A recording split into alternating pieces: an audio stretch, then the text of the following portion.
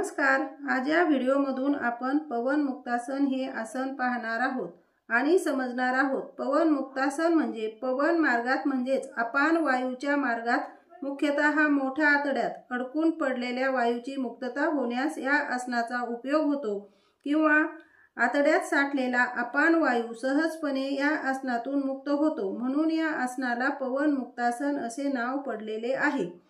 पवन मुक्तासन करण्याची कृती। प्रथम शयन स्थितीत या म्हणजे पाठीवर सरळ झोपा व स्थिर व्हा। आता श्वास सोडा व सावकाश श्वास घेत घेत दोन्ही पाय वर उचलून द्विपाद उत्तानपाद आसनात या। आता दोन्ही पाय गुडघ्यात वाकून पोटावर त्यांची घडी ठेवा। दोन्ही पायांचे गुडघे व चवडे एकमेकांना जुळवून ठेवा। दोन्ही हातांनी पायांना घट्ट मिठी मारा। पायाच्या आधाराने पोट दाबून ठेवा। हातांची बोटे न पकडता कोपर पकडण्याचा प्रयत्न करा, म्हणजे मांड्या अधिकाधिक पोटावर दाबल्या जातील। आता श्वास सोडत मान व डोके उचलू व हनुवटी दोन्ही गुडघ्यांच्या मध्ये दाबून बसवा। संथ श्वसन करीत स्थिर व्हा। संथ श्वसन चालू ठेवा। सुरुवातीला 20 ते 30 सेकंद या आसनात राहा। नंतर हळूहळू कालावधी वाढवून 1 ते 2 मिनिटापर्यंत आपण हे आसन टिकवू शकतो।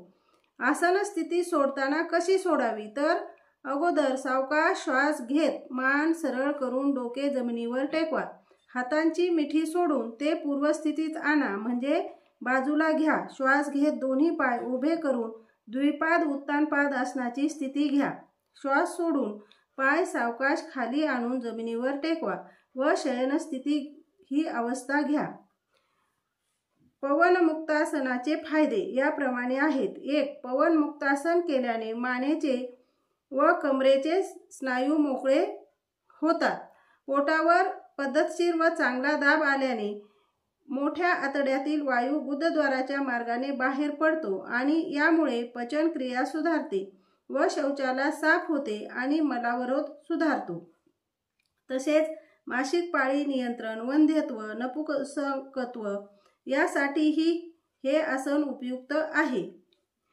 पवन मुक्तासन करताना घ्यावयाची दक्षता।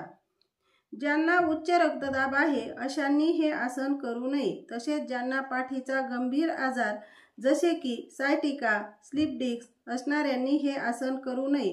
पोटातील शस्त्रक्रिया, हर्निया व अन्य पचनाचे विकार किंवा मूळव्याध वगैरे असणाऱ्या रुग्णांनी तज्ञांच्या सल्ल्याशिवाय पवन मुक्तासन हे आसन करू नये। तसेच गर्भवती महिलांनी सुद्धा पवन मुक्तासन हे आसन करू नये। आपल्याला माझा हा व्हिडिओ नक्की आवडला असेल आणि व्हिडिओ आवडला असेल तर लाईक करा, शेअर करा आणि चॅनलला सबस्क्राईब नक्की करा। धन्यवाद।